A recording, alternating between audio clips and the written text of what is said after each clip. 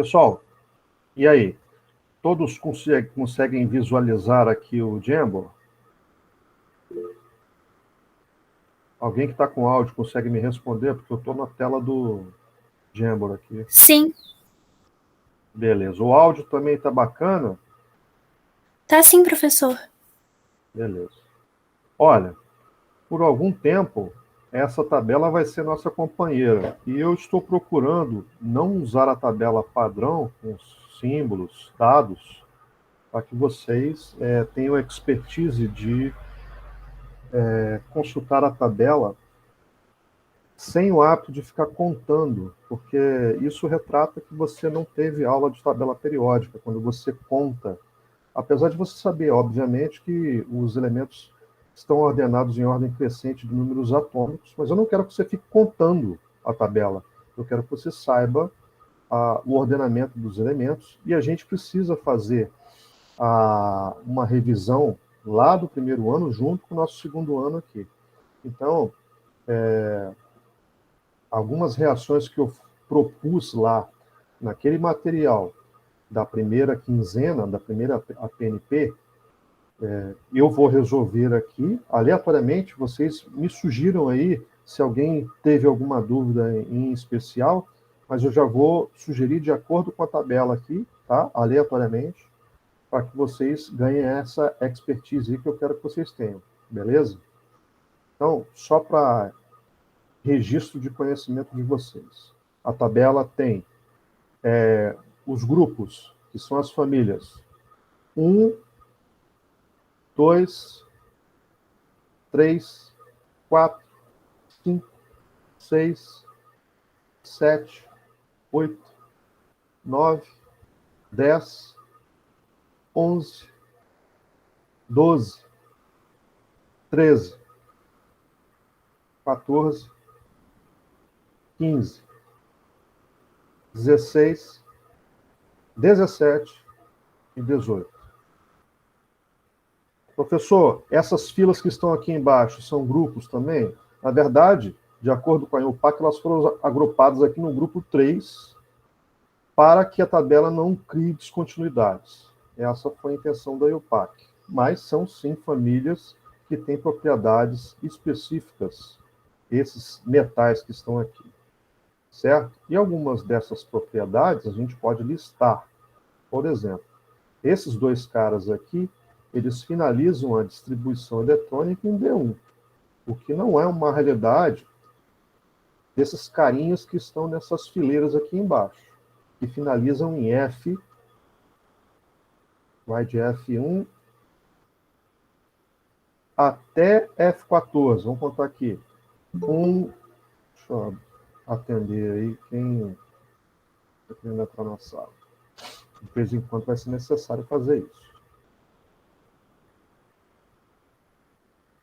Então, o que acontece? F1, F2, F3, F4, F5, F6, F7, F8, F9, F10, F11, F12, F13, F14. Esse cara aqui finaliza em D1. Normalmente, são esses dois aqui que finalizam em D1, são os vínculos, os dois elementos que são vínculos com essas duas posições aqui. Por isso, esse aqui com pontinho, aqui, igualmente aqui, e esse aqui com 2 pontos, igualmente aqui. Eles ficam aqui atrás, nas tabelas que são comercializadas aí. E o F14 fica exatamente aqui. E você pode ordenar a distribuição dessa forma aqui, com franquear a entrada para o colega aqui, que está pedindo aqui. Beleza. Certo? Além disso, a tabela periódica ela tem 7 períodos, porque são 7 os níveis de energia. O pessoal chama de camada, não tem problema, tá? Então, 1, 2, 3, 4, 5, 6, 7. Portanto, essa fileira aqui de baixo, todos têm 6 e todos têm 7 também. Essa é uma dúvida que aparece para os alunos frequentemente. Tá bom? Só para dar uma continuidade aqui, todos aqui da primeira fileira terminam em D1, todos aqui terminam em D2, e essa tendência prossegue até finalizar aqui D10. Então, todos esses elementos aqui representam aqueles que finalizam distribuição em D. Aqui eu começo o P, todos finalizam em P1, e vamos até P6, daqui para baixo. Certo? Eu vou colocar daqui até aqui, P6, porque esse elemento aqui foi recentemente divulgado e ele tem a vida útil muito curta. Então, não tem dados ainda nesse nível de distribuição eletrônica para afirmar que ele tem a mesma configuração dos outros.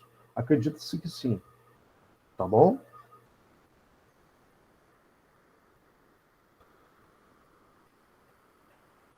Vai, cadê o colega que pediu para entrar?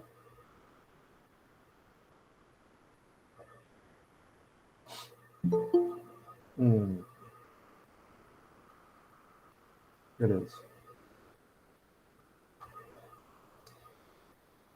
Certo? Então, começamos em P1, esses daqui da fila 14, da família 14. P2.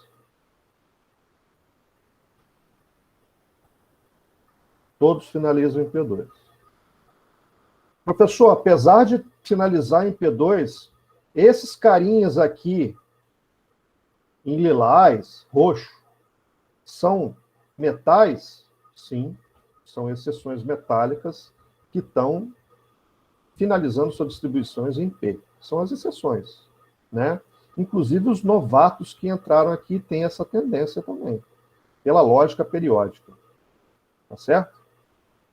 Bom, então, obviamente, todos que estão nessa fila aqui têm um nível de energia na sua eletrosfera. Todos que estão nessa fila aqui, 2 níveis de energia na sua eletrosfera. E todos que estão aqui, 3 níveis de energia na sua eletrosfera. E assim por diante.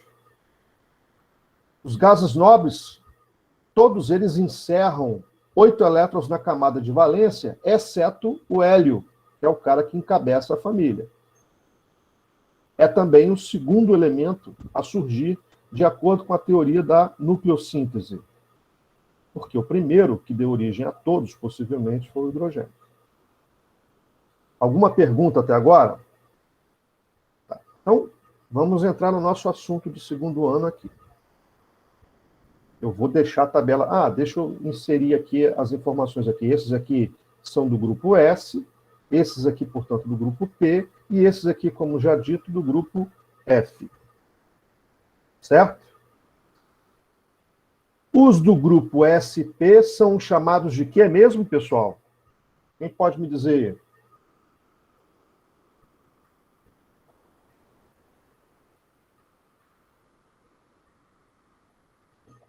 E aí, o ursinho... O que é isso? O oca? Parece o urso. Peixe-bolha. Peixe-boi, não é? O peixe-boi. Me fala aí. Quer escrever aqui em cima?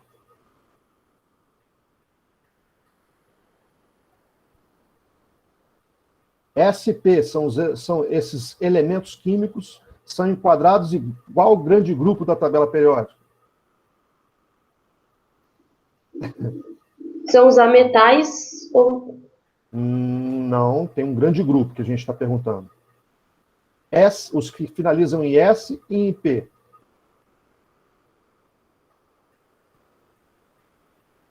Vamos colocar aqui em cima. S/P. Representativos. Não pode esquecer isso, viu, galera? Pode ser cobrado. Nunca foi cobrado o Enem, não, hein? Os que finalizam em D e em F são os ditos de transição. Mas não quero que pare de falar, não, tá? Quem está com o hábito de falar aí e sempre me responder, por favor, não tenha vergonha. Tá? Esse é o momento que eu preciso interagir com vocês. Preciso saber se a turma está aprendendo. Então, vamos lá. Transição interna ou externa, esses aqui? Esses do meio da tabela. Externa? Isso. Externa. É outra pergunta que costuma dar confusão. O pessoal confunde. Acha que porque está aqui na meiuca que é interna. Os de transição interna são esses aqui. Ok? Tudo bem? Feito essas considerações relativas à tabela, vocês sabem que os metais estão nas tonalidades de vermelho, rosa, salmão, algo parecido, salmão, né? Rosa, roxo e lilás, certo? Algo assim. Os tons de rosa aqui também são todos metais. Então, a grande maioria dos elementos da tabela periódica são metais. De acordo? Então, os metais são muito importantes, muito presentes nas nossas vidas. Beleza, então, feito isso, vamos abrir um flame aqui. Eu vou colocar alguns óxidos aqui para vocês não questionar algumas coisas. Perfeito? Então, vamos lá. Vou colocar esse cara aqui. Vou colocar esse cara aqui. Vou colocar esse cara aqui.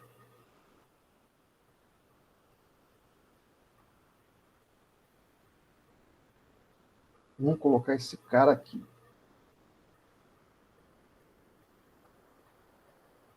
Aí eu coloco esse cara aqui.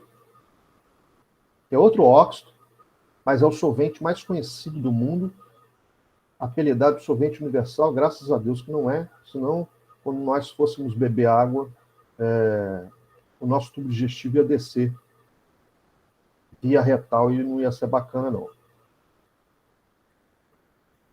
Essa é a proposição de reação química com a água, que é fundamental para a gente classificar os óxidos. Por que essas substâncias aqui eu estou chamando de óxidos?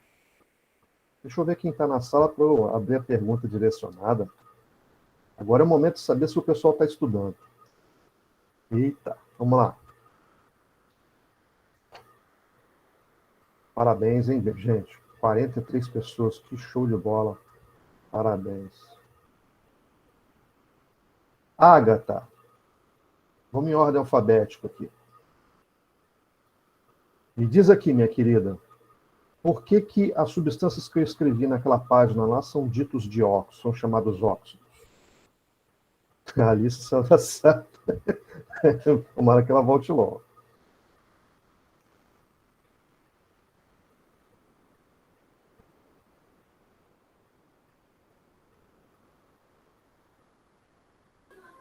Não sei, professor. Beleza, Ágata. Vou tirar sua dúvida daqui a pouco. Clara, por que as substâncias que eu escrevi lá no Jambo são ditos óxidos?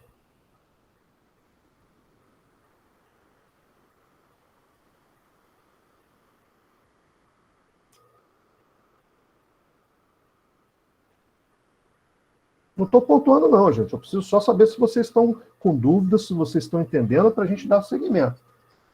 É por isso que eu não gosto de chutar conteúdo lá no AVA, cobrando de vocês, porque quanto mais conteúdo eu puser lá, a prova vai ser robusta, as provas e atividades avaliativas.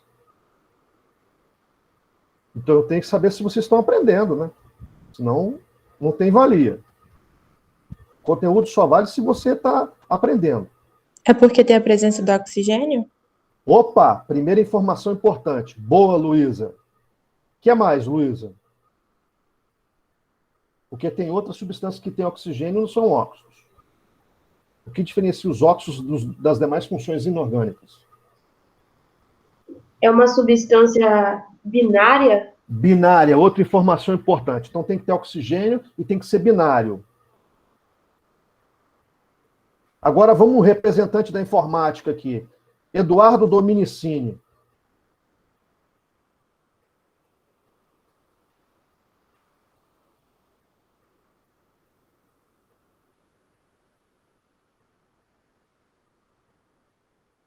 Eduardo? Não sei, professor. Você está falando para falar uma característica dos óxidos? Isso, já falaram que tem que ter oxigênio, já falaram que tem que ter 2 elementos, ou seja, tem que ser binário. Você sabe mais algum? Eu acho que eles podem enferrujar, né? Pela presença do oxigênio. Não sei outro, não. Tá, são substâncias oxidadas, porque tem oxigênio, você tem razão. Mas, Vinícius, você pode dar uma contribuição a mais?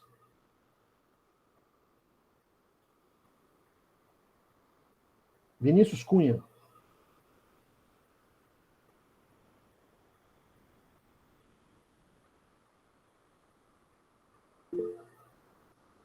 Então vamos saber.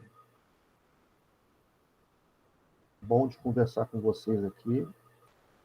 Professor, eu acho que eu vou estar errada, mas é porque eles reagem com água formando sais ou eles formam bases? Eu não lembro qual que é a formação. Vamos chegar lá, mas não é porque reage com água, não. Vamos falar nisso agora. Então, ó, tem oxigênio, são substâncias binárias, tem 2 elementos na formulação. Não importa a quantidade desses elementos, tá? Não importa a quantidade. Vejam aqui que o oxigênio tem 2 átomos aqui, e no total tem 3 átomos na forma, mas não importa. Estou me referindo ao aspecto qualitativo. Ou seja, eu tenho que ter 2 elementos diferentes na formulação. Tem que ter um composto binário, tem que ser oxigênio, e o oxigênio é o elemento mais eletronegativo dessa fórmula. Não pode esquecer isso. Identificar óxido é fundamental para vocês. Então, essa substância aqui é óxido? É. Essa é óxido? É. Essa também, essa também, essa também, essa também, essa também. Agora, se eu te perguntar, essa substância é um óxido? Não, porque o ferro é mais, nesse caso aí, é mais... Desculpa. É mais eletronegativo, eu acho que é a P. Exatamente isso. Essa também não será. É outro fluoreto. Não é um óxido. Então a gente tem que olhar a posição do oxigênio para saber se é um óxido. Na inorgânica, todo elemento que fica posicionado à direita da fórmula é necessariamente o elemento mais eletronegativo. E nós estamos aprendendo um assunto referente à química inorgânica. Perfeito? Então vamos lá. HClO é um óxido? Não, porque tem 3 elementos. Opa, então não é óxido, não é óxido, não é óxido, exatamente por isso que a colega falou aí. É H2SO4 é um óxido?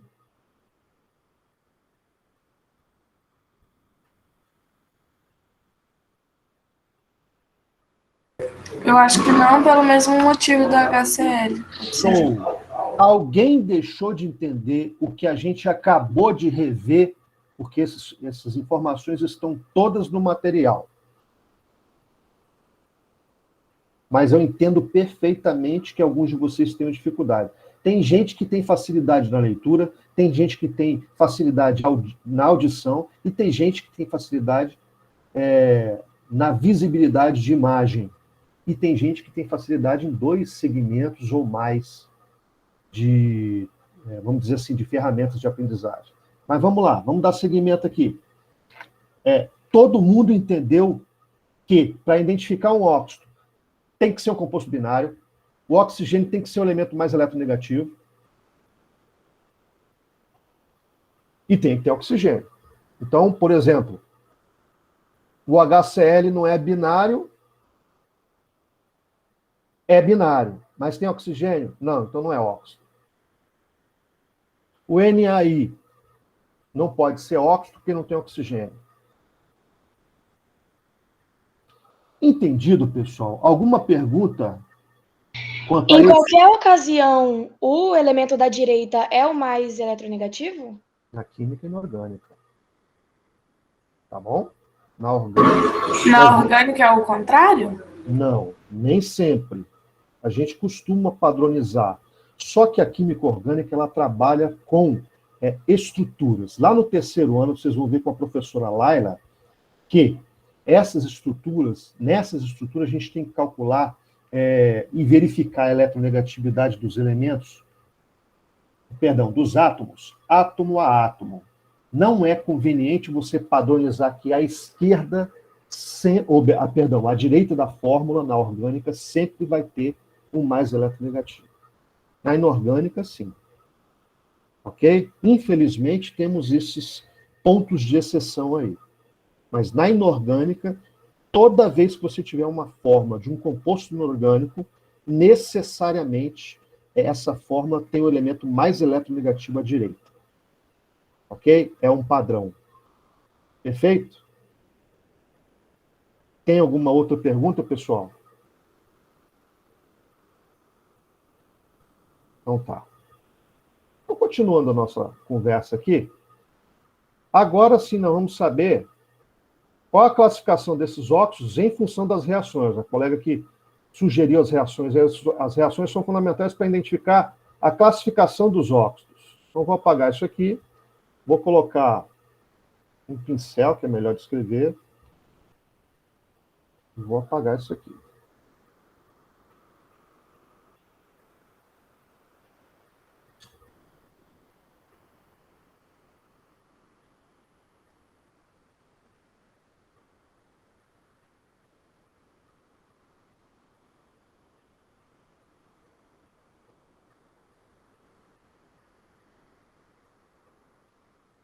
Perfeito. Perfeito. Então, olha só. Esse cara aqui, quando reage com a água, esse é um gás estufa,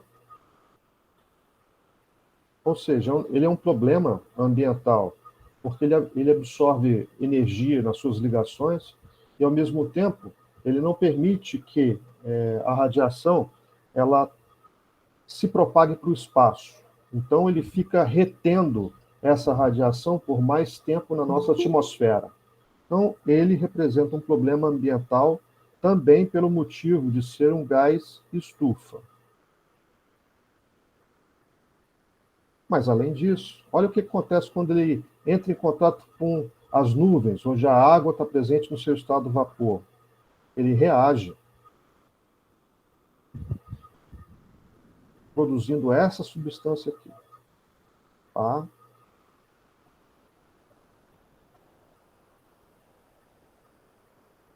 Professor, como é que eu vou saber que vai dar isso daqui? Olha só.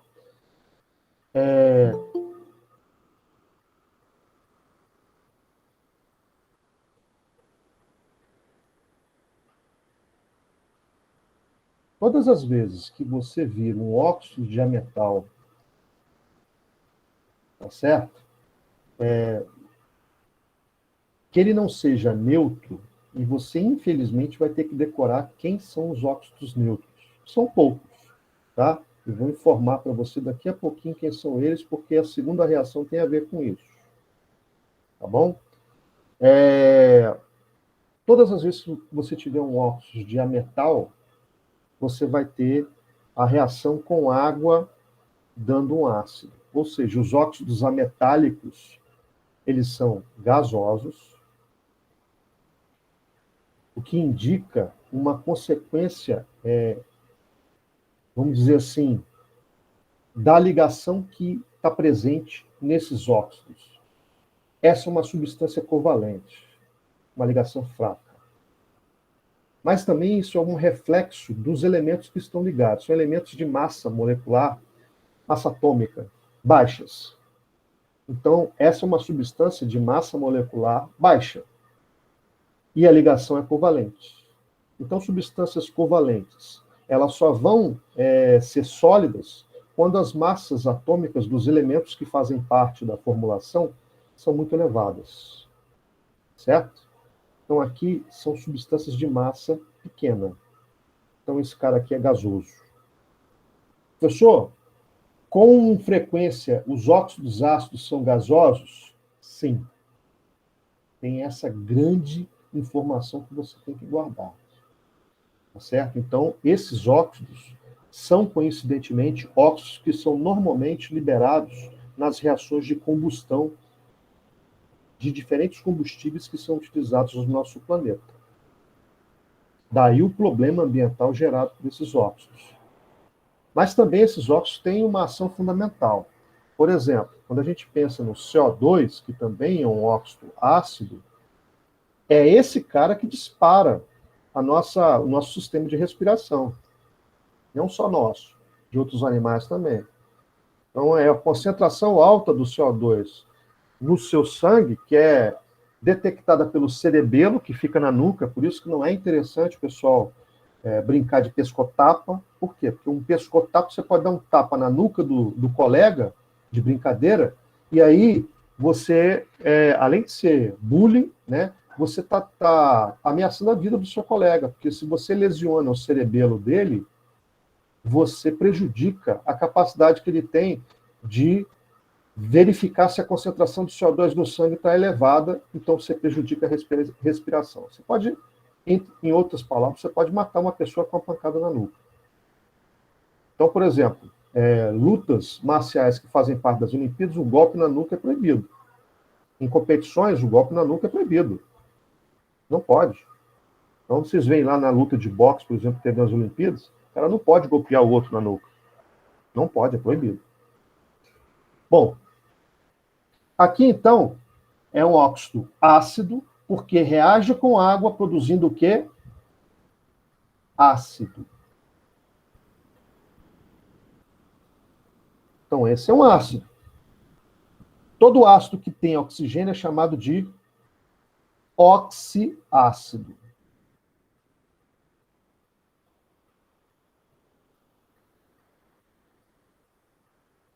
E esse cara é um óxido ácido. São termos diferentes. Óxido ácido, oxiácido. Tá? Os óxidos ácidos são apelidados de anidridos, que significa ácido desidratado. Lá no latim, o significado do termo anidrido é esse. Certo? Alguma pergunta? Qual o estado físico da água aqui? Bom, como eu falei que ela estava lá na nuvem, vamos colocar aqui que é o estado vapor.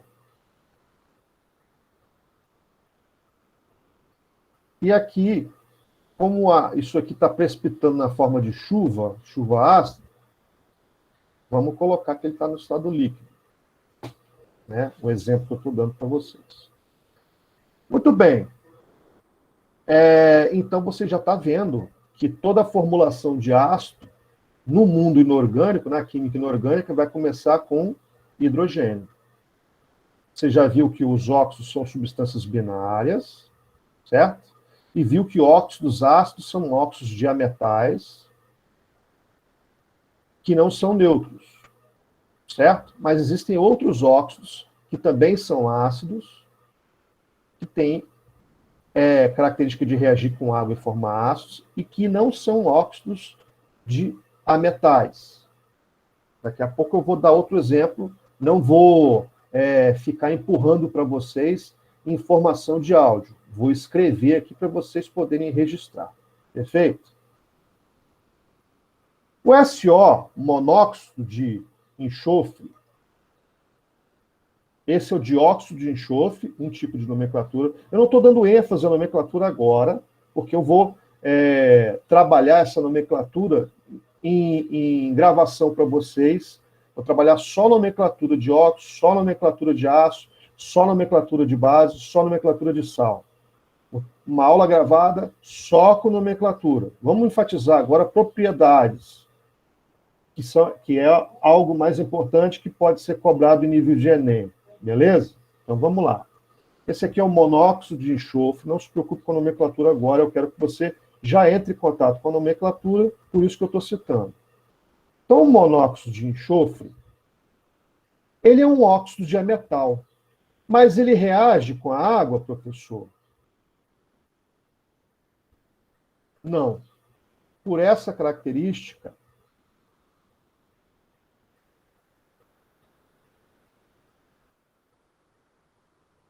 a gente diz que esse cara aqui é inerte em água.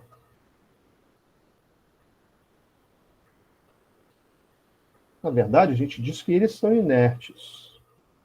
Então, esse símbolo aqui, esse X que eu coloquei, significa que não reage. Não reage, não tem produto. Qual o nome que ele recebe em função disso? Ele não é um óxido ácido, apesar de ser diametal. É um óxido neutro. Mas é um óxido. Existem outros óxidos neutros, professor? Sim. Vamos listá-los aqui na frente? Ó, monóxido de carbono é o mais conhecido deles. CO. Monóxido de nitrogênio é outro bastante conhecido.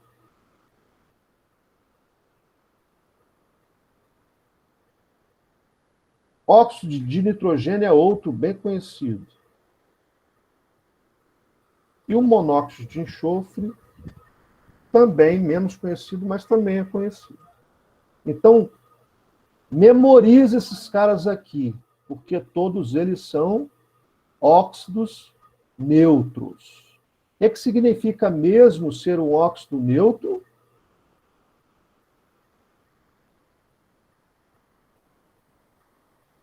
Hein, turma? O que significa mesmo ser um óxido neutro? Não reage com água. Que não reage com água. Não reage com nada. Não reage com nada. Nem com a água. Perfeito? A ênfase da descoberta deles é a não reação com a água, mas não reage com nada, teoricamente. Por que o professor está falando teoricamente? Veja, isso é relativo. Mês passado, vamos dizer assim, esse carinha aqui, que é um poluente, esse também é. E esse também é. Todos eles três aqui, esses três, principalmente o CO, NO e o SO, são mortais. Em pequenas concentrações. Então vamos lá. O CO deu um problema com um casal que foi namorar no banho. Como assim, professor? Foi tomar banho quente no Rio de Janeiro. Qual a cultura do carioca? O carioca costuma ter aquecedor dentro da área de banho. Qual o problema, professor? É ter o aquecedor? Não, é colocar o aquecedor dentro da área do banheiro, que normalmente você fecha. Esse é o problema. Recomenda-se que você coloque o aquecedor, se for a gás, fora do banheiro. Você acende o aquecedor e que tenha circulação de ar aonde ele está. Não pode ter muita circulação de ar, senão a boca de gás que fica embaixo do reservatório de água vai apagar toda hora. Mas tem dispositivo para evitar que isso aconteça. O que importa é que você tenha uma relativa circulação de ar. Por que dentro do banheiro é ruim? Você vai fechar a porta. Normalmente você faz isso quando você vai tomar banho. Seja acompanhado ou não. O que aconteceu com esse casal? O gás estava acabando, e quando o gás acaba, a chama começa a queimar amarelada. Vocês já devem ter visto no fogão da casa de vocês, que suja muito a panela quando vocês vão pegar para esquentar alguma coisa, esquentar leite, por exemplo. Vai esquentar leite e fazer um achocolatado. Nesse inverno é bacana tomar um chocolate quente. E aí, suja muito a panela. Repara se a boca do gás não está meio entupida, ou se o gás não está acabando e a chama está ficando amarela. Então está queimando impureza, está liberando monóxido de carbono. Muito monóxido. Então, quando a chama é amarela, significa que a quantidade de fuligem em monóxido de carbono está sendo alta. Naturalmente, aconteceu isso no queimador e o monóxido não tem cheiro, pessoal. Então, o casal não sentiu o odor. O que aconteceu? Ele, em pequenas concentrações, primeiro desmaia a pessoa e depois é mortal. O casal morreu A ausência da mulher foi notada no escritório de trabalho, mas acharam que ela estava doente. Uma família ligou para o escritório procurando por ela, porque ela faltou ao encontro de família e não informou nada, eles começaram a estranhar e aí mandaram a polícia para saber se tinha acontecido alguma coisa no apartamento dela. Lá não estava, foram na casa do namorado e encontraram os dois mortos dentro do banheiro. Qual foi o culpado? Monóxido de carbono. O Corpo de Bombeiro fez a perícia e investigou que os dois tinham morrido por asfixia, certo? Então, o monóxido de carbono é muito perigoso. Tanto é que a ArcelorMittal, que é uma siderúrgica aqui do nosso estado, ela queima o monóxido de carbono para que ele seja eliminado na forma de um outro óxido menos agressivo ao ambiente. Então, quando queima, gera o CO2. Daqui a pouco eu coloco essa reação. Vamos colocar logo aqui embaixo. Queima o monóxido com oxigênio, gerando CO2. Já vou balancear, pessoal. Calma aí. Estado físico do monóxido, gás. Estado físico do oxigênio, gás. E o CO2, gás. Alguém sabe me dizer por que o CO2 é menos agressivo ao ambiente?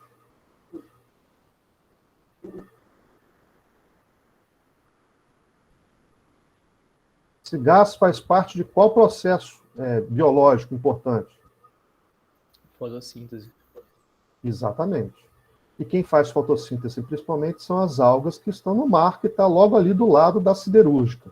A siderúrgica faz isso tendo a certeza de que as algas que estão no mar vão absorver esse CO2 todo. Tá certo? Mas ela não faz isso porque é boazinha, não. Ela pega essa energia que é liberada aqui e transforma toda em energia elétrica. Para vocês terem uma ideia, pode faltar energia no estado todo que a ArcelorMittal não para. Então ela é autossuficiente. Ela produz energia para ela e os 10, 15% excedentes ela vende para a EDP e ainda fatura um dinheiro com isso. Então toda vez que você for comer uma pizza na beira da praia ali em Camburi, lembre-se que aquela chama amarela que aparece ali é um cumprimento de norma ambiental que a ArcelorMittal está fazendo. Está queimando o monóxido de carbono, gerando CO2. O CO2, dióxido de carbono, ele não é inerte. Viu, Davi? Você que falou aí, ele não é inerte. Ele reage com água. Adivinha o que ele vai produzir? Ele é muito utilizado nas cervejas e nos refrigerantes. Ele produz ácido carbônico. Portanto, ele é um óxido que, pessoal? Qual a classificação dele? Óxido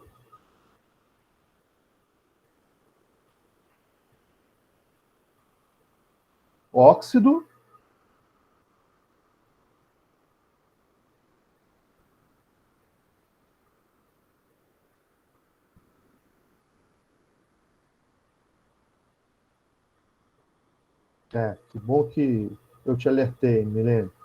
Alfabetização científica é isso, minha querida. Exatamente, se a ciência não serve para melhorar a sua qualidade de vida, para que ela vai servir, né? Então, é muito importante. A informação, eu faço questão de frisar isso com os meus alunos. Vocês vão ter a casa de vocês, vão ter essa cautela, tá bom? Se bem que agora é mais comum o aquecimento solar, seja por fotovoltaico ou pelo aquecimento solar tradicional, e era também colocado em placas, mas com serpentina nos tetos das casas, os telhados, né? Mas ainda tem o pessoal que usa aquecedor a gás. Muito bem. O CO2, se ele reage com a água, produzindo ácido, ele é um óxido ácido. Certo, pessoal? Portanto, ele também é um anidrido.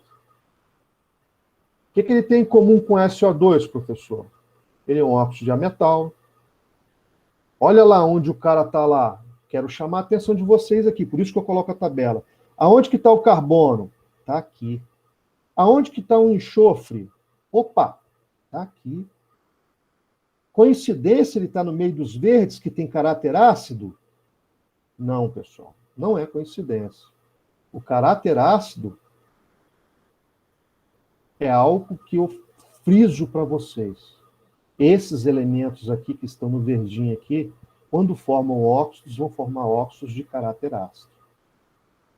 Certo? E os óxidos metálicos, na sua grande maioria, vão formar óxidos de caráter o quê?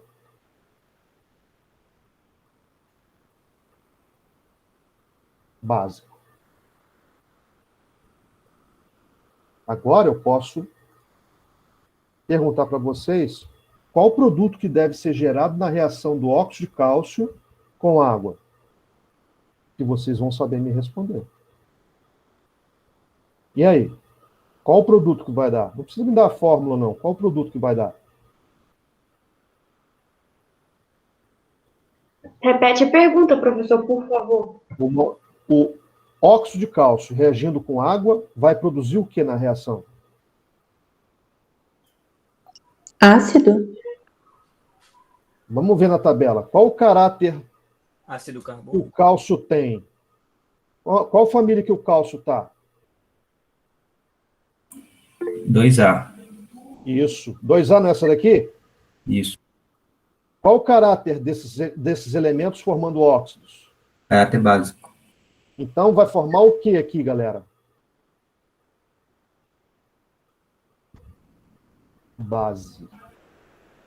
Um ácido básico, professor? Não, não existe ácido básico. Vai formar uma base.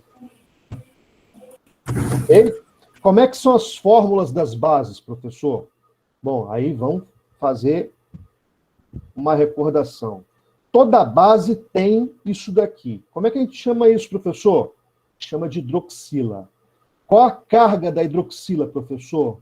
-1. Carga é nada mais nada menos que o número de oxidação. Mas a gente vai chamar de carga aqui agora. A carga é sempre -1. Você não pode esquecer. Qual é a carga do cálcio aqui? Ora, quando faz ligação iônica, quantos elétrons o cálcio doa para o oxigênio? São 2? Então a carga dele é mais 2. O oxigênio nos óxidos, na maioria dos óxidos, é -2. Então veja, o cálcio vai manter essa carga aqui. Agora eu pergunto a vocês, como é que vai ser a fórmula dessa base para que as cargas se neutralizem? Quantas hidroxilas eu precisarei?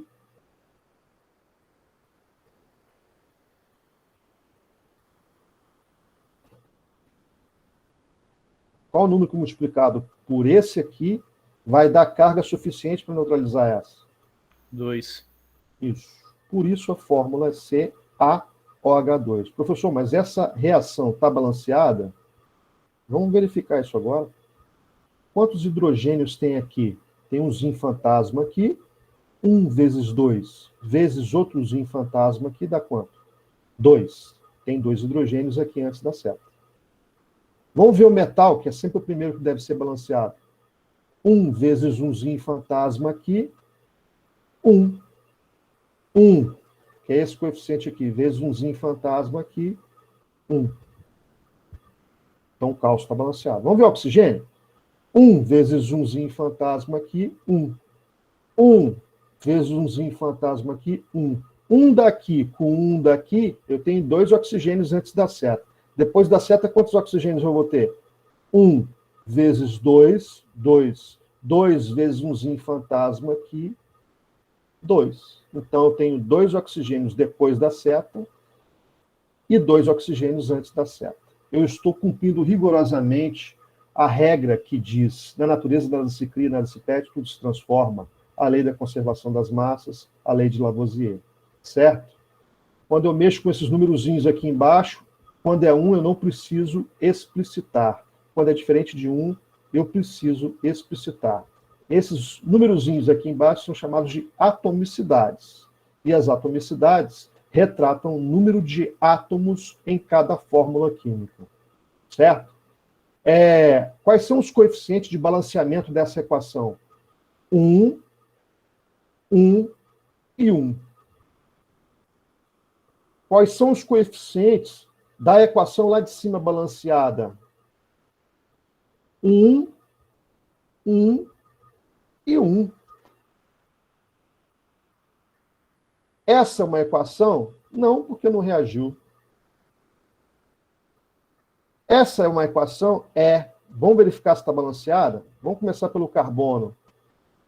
1, umzinho fantasma, vezes 1, fantasma aqui do carbono, 1. Eu tenho 1 vezes 1, 1 aqui. Então, o carbono está ok. Vamos ao hidrogênio. 1 vezes 2, 2. 1 vezes 2, 2. Ok. Beleza. Fechou. Oxigênio agora. 1 vezes 2, 2. 1 vezes 1, 1 daqui com mais 2 daqui, 3. 1 vezes 3, 3. Então, essa equação aqui também tem os coeficientes 1, 1 e 1. A gente escreve assim, ó. Qual a proporcionalidade entre as substâncias nessa equação de reação? 1 para 1 para 1. Esses dois pontos significam proporção ou proporcionalidade. Qual a proporção nessa reação aqui, galera? 1 para 1 para 1. Qual vai ser a proporção nessa reação aqui, pessoal?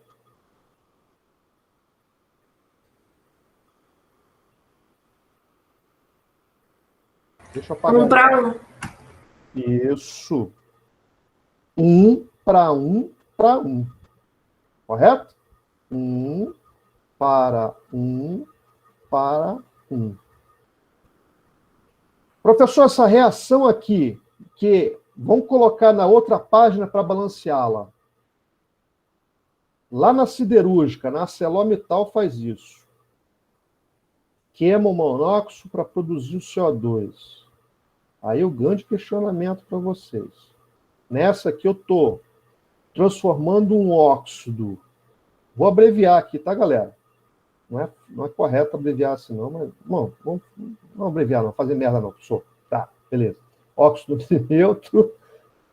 E eu estou transformando num óxido ácido. Óxido. Óxido ácido. Certo?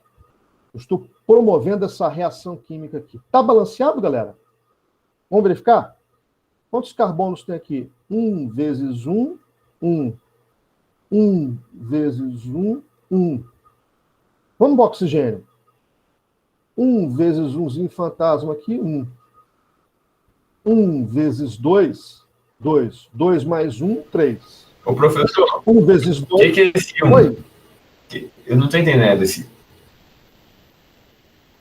Esse 1 é chamado de coeficiente. Esse aqui que você está falando?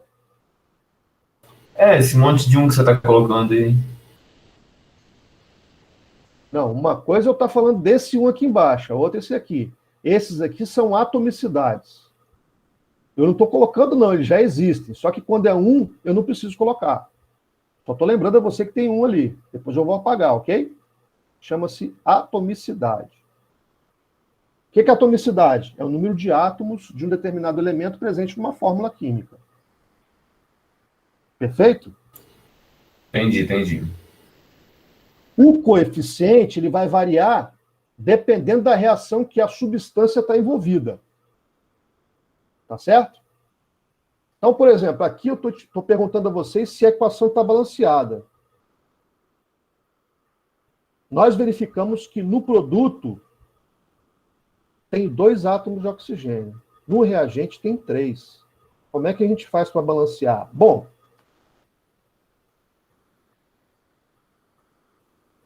a gente vai ter que mudar esse coeficiente aqui. Eu não posso mudar esse número aqui, essa atomicidade aqui.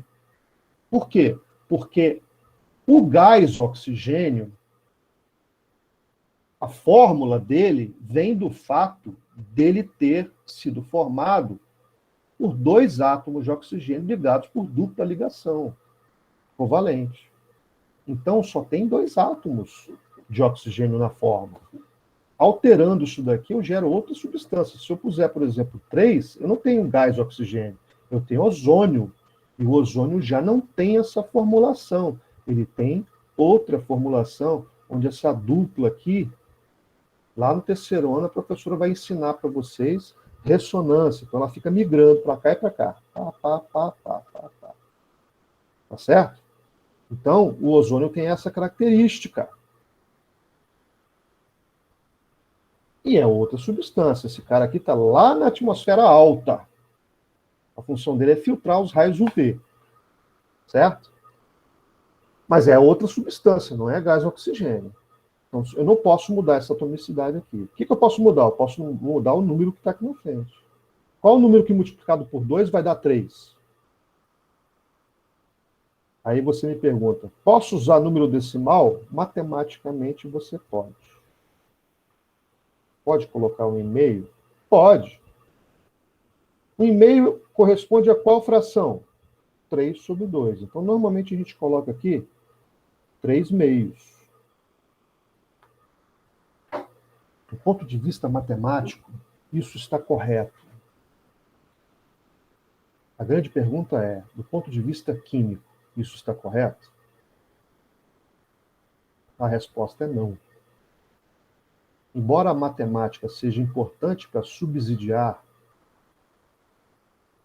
alguns tópicos de química, dentre eles o balanceamento, o equilíbrio de equações químicas, e a gente já está finalizando a aula, então é bom vocês colocarem o nome de vocês aí, e na frente do nome colocar presente, dá uma barra de espaço, presente. Não se preocupe que eu não vou levar essa lista para avaliação. É só no caso da pessoa ficar precisando de nota e eu saber se ela participou das aulas. Mas existirão outras ferramentas para avaliar isso, justamente porque existem colegas que precisam estar trabalhando nesse horário. Ok? Cada um tem sua história familiar aí. Eu não vou criticar ninguém por isso. Cada um tem sua necessidade, sabe onde o calo aperta. Beleza? Então, voltando ao nosso assunto aqui, matematicamente, esses coeficientes aqui estão corretos. Isso aqui, lá na matemática, você vai estudar... Professor, Oi? desculpa te incomodar. Nós temos aula agora, às 3 horas. Sim, eu vou finalizar aqui rapidinho. Isso Ok. aqui, em matemática, chama-se matriz. É uma matriz linha. Não sei se vocês já começaram a estudar matriz com o professor Vicente, mas ele vai trabalhar esse assunto com vocês. Tá? E eu já falei com eles que é um assunto muito importante de interdisciplinaridade entre a química e a matemática. Quimicamente, o que eu faço para corrigir isso aqui, professor?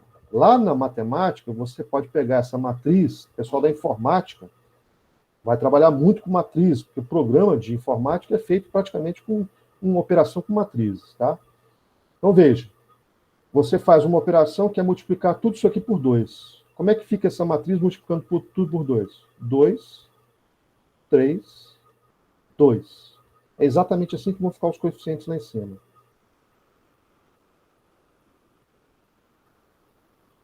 2, 3,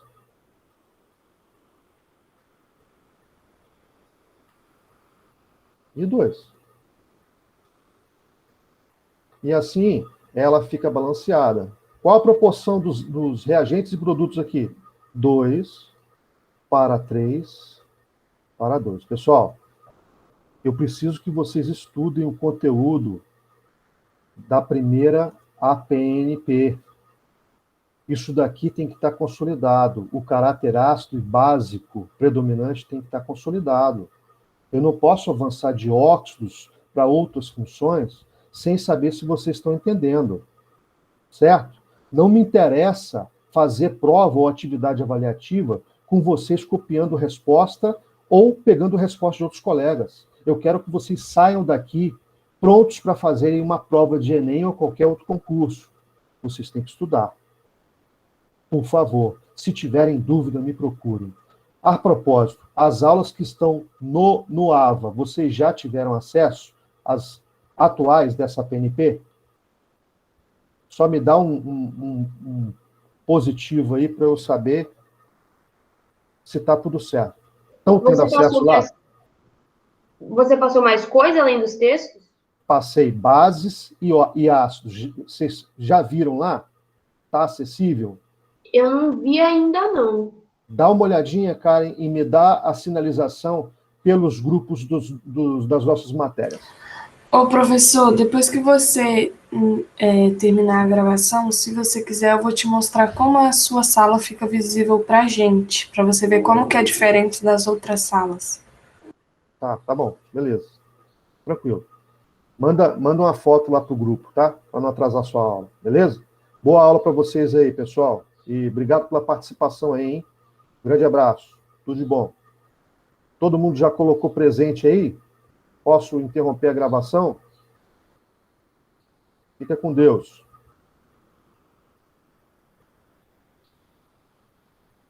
Eu espero quem não colocou ainda. Tchau, pessoal. Boas aulas aí. Boa semana.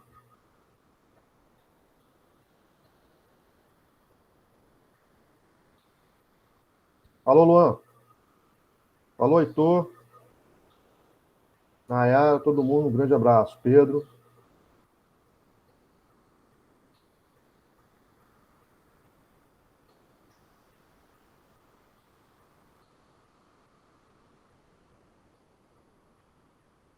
Alô, Augusto.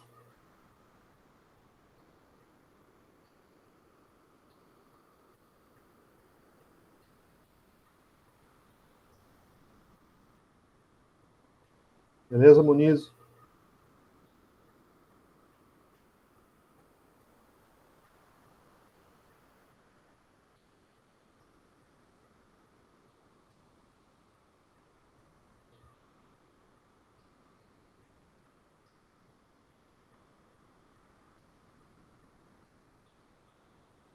Beleza.